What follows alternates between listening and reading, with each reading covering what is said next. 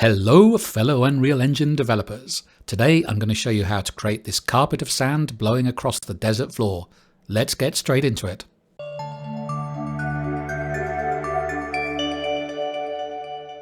More often recently, you, the viewers, have been suggesting topics for this desert series, and a couple of you have been asking for this effect of sand blowing, sort of a carpet of sand blowing across the floor of the desert. So I thought about doing it with particle effects, but that's difficult to do across the whole landscape. So I've got a material approach to this, which I will show you today. Before we begin, you'll need a landscape to apply this effect to. You can apply it to your own landscape if you want. It doesn't have to be the landscape I've created here. But if you want to follow along with this desert, then follow the tutorial in the description below to get this desert in place. And the first thing we're going to do is check a setting. If you go into your content browser and check the settings, make sure that show engine content is ticked, because we'll be using a texture from the engine content to create this material. Now, next thing we're going to do is we're going to pick our landscape, find the landscape material. So you may have your own material here. If you followed my tutorial, you'll have the bright desert sand material instance. So browse to that, double click to open it up, and let's just drag it out of the main screen, and I'm just going to put it on the right hand side of the screen. So let's just move it along a bit. And the reason I want this visible at all times is because this material instance, I'm going to add some parameters to control our desert sand blowing in the wind. So I want it available to change those parameters. Next thing you want to do is, in your bright desert sand, go to the hierarchy at the top. You might have to click this double arrows to see it, and find the parent material, which is, in my case, is called MS Surface Material, and open that up. And you will have something like this. If you're using your own landscape, you might have a much more complicated auto landscape with different layer blends. Doesn't matter. All that matters is right at the end, you've got material attributes that are being plugged into by the final material attributes in your material. And if you followed my original desert landscape, you won't have these nodes here. You'll have the map adjustments and the results going straight into the material attributes. That's fine. If you followed my footsteps tutorial, footprints, I keep saying footsteps, you'll have these nodes here to create some deformation in the landscape. That's fine, but that will be your final output here. So what we want to do is create a new material for or new set of nodes to create this carpet of sand material. So let's just go down a little bit in here where some empty space. And the first thing we want to do, right click and create a material attributes node. So let's make material attributes. Okay, so this will be where we'll plug in all of the features we want for the desert sand. And what I'm going to use as the main texture for this is a water texture, because what we're trying to create is a sort of a wave effect of sand passing over the landscape. So right click, do texture sample, and then in the texture sample or texture box in the left hand side, click here and type water, and you're looking for this water, water diffuse. Water, let's have a look if we can find it here. Yeah, this one here. So water _D. So click on that and you'll get a water texture. And what we want to do is we want to plug the color into our base color, and we want to plug the alpha into the opacity. So wherever there is where there isn't any water in this texture, we'll be able to see through to the underlying landscape, and then this will dictate the basic color of it. And let's start doing some parameters. In fact, one more thing we need to do here. The most of these parameters default to what you'd expect or what you'd want. The only problem is the specular. I think it might default to 0.5. We don't want any shininess at all in this material, so press 1 on your keyboard, left click on the mouse, and that'll create a scalar value of 0 and plug that into the specular, so we get no shininess at all. All right, next thing we're going to do is we're going to start creating some parameters for this. So first thing I want to do is allow us to change the color of a carpet of sand, because we want it to blend in with our desert. So in order to do that, let's right click and in fact don't right click, sorry, press 3 on your keyboard and click left mouse click, and you'll get a vector 3, which is also a color node. Double click on it and let's set it to white. That's the default. And if we now drag out of here and do multiply, and now plug our RGB from the texture in here, and this is now our new base color.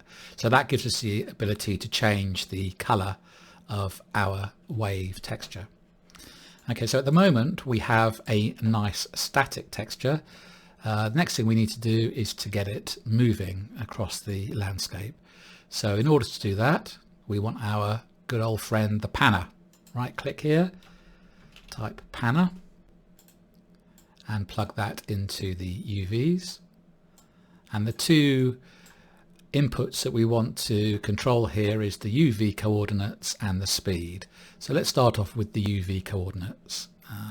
Right click and type text coord, get the texture coordinates, and we want to be able to control the tiling of this texture. So that'll be effectively the scale of it on the landscape. So in order to do that, we want to create a parameter. Press S for sugar on your keyboard, left click, and that gives us a new scalar parameter.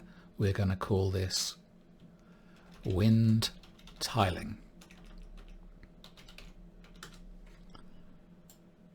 And if you go to the parameters on the left hand side, we'll start to create a group for these parameters so they're all in the same place on the material instance. So just click on here and call it desert wind. This is going to be our group for these parameters. And now what we want to do is take from the coordinates, multiply again by our wind tiling, and this will be our UV coordinates. So we'll be able to control the wind tiling and the scale. Next thing we want to do is the speed. So we want to create two new parameters. So let's see if we can duplicate actually. So let's do Control D twice. And let's call this first parameter wind speed X, and the next one wind speed Y. They'll be in our desert wind parameter because we duplicated them. And what we want to do is we want to create a vector 2 out of these to go into the speed. And to do that, drag out of one, say append, put our two scalar parameters in, and the new vector 2 goes into the speed. And let's just set some values here. The wind tiling we want to be default to 1, so there's no change in the texture coordinates, and we'll leave the speeds as 0 at the moment, and we can adjust those when we play. So what have we got here? We've got a material here that does movement of this water shader. We can change the color of it. Let's just put a comment around this to keep it nice and clean. So we'll call this desert wind. And before we try and blend it in with our landscape, let's just see what it looks like on its own. So take our material attributes out and plug it into your final output here, the material attributes, and save. Okay, and then let's see what we've got. If you go back here to the landscape, let's because I've done this tutorial earlier, I've got some other settings here, but let's set these to what you'll have. Okay, so this is what you will have in your landscape. So static texture, quite heavily tiled, and no movement. So in order to create some movement here, well, first thing, let's get the right scale for it. So the wind tiling we need to reduce dramatically. So the setting I think we should use for now is 0.0007. So like 007 but an extra 0 after the dot. So 0.0007, and you can see now we've got something that looks the sort of right sort of scale but without any movement at the moment. So next thing to do is to get this texture to move across the landscape. So with the wind speeds, I'm going to change the wind speed X to minus 0.01, and you see it's now looks like a sort of a cloudy texture drifting towards me. And let's change the wind speed Y to minus 0.002. Okay, and that's just giving a movement in the other direction. So that's fine. I mean, we're going to play mode. You can see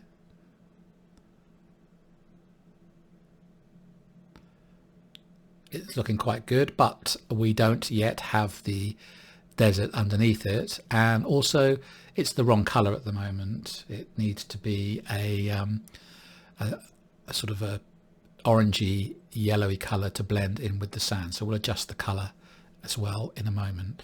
So come out of play mode, go back to your surface material. Now we didn't change this. I put in this white here as a value, but I didn't make it a parameter. So let's change that now. Let's remove that. And if you, in fact, don't remove it, sorry, just do Control Z to put it back in there. All you need to do is convert to parameter. Okay, so now we can call this parameter wind color. And again, in our groups, put it into the desert wind group. And save that. And you can see on the right in our material instance, we now have a wind color parameter as well, which we can adjust. So we'll adjust that in a minute. So we need to start thinking about blending it in. So this is nice and simple. All we need to do is use a material blend node.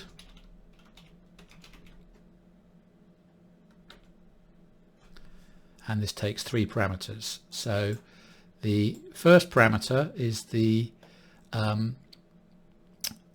material we want on the A channel. So if you haven't done this footprints nodes here, you'll take the result out of here, map adjustments, and put it directly into A. If you have done this, you'll take the material attributes output from here and put it into A.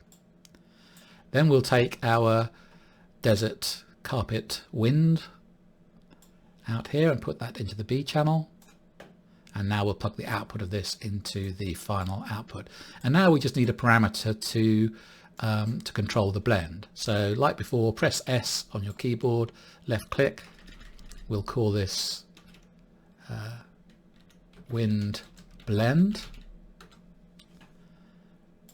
And leave it at 0 for the time being. Put it in our desert wind group and plug this into the alpha. Let me just zoom in so you can see. So this is going to control the blend between the original desert landscape and our new desert wind effect. So click save.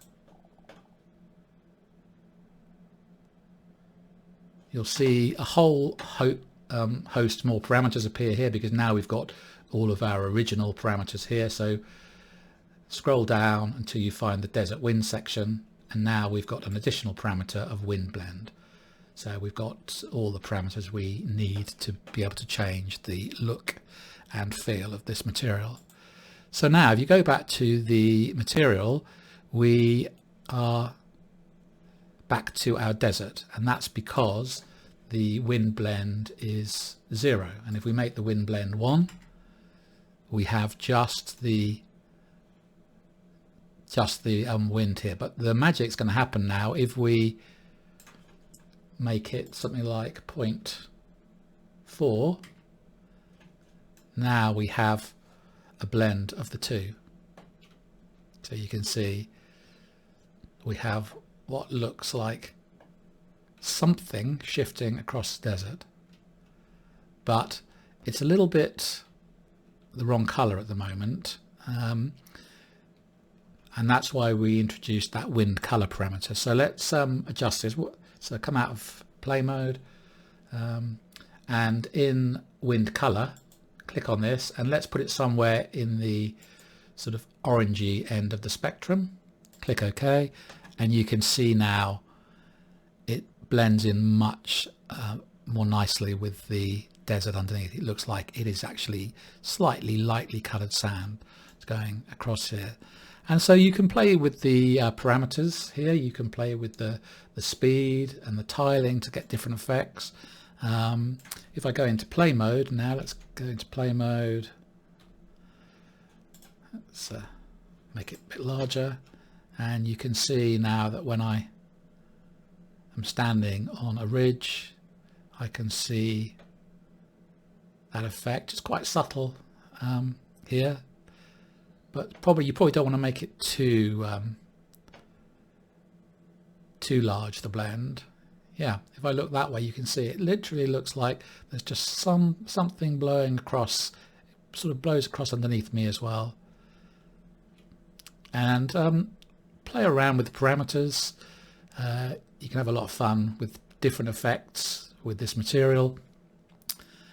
You can also, I'm not going to show you this today, but you could also, if you've got a material where you just wanted this effect on certain layers, you could do a layered blend, or even paint this material onto parts of your landscape just to have the wind in, or carpet of sand on certain sections. So have fun with this, and don't forget to subscribe for more tutorials in the future, and I'll see you then. Bye for now.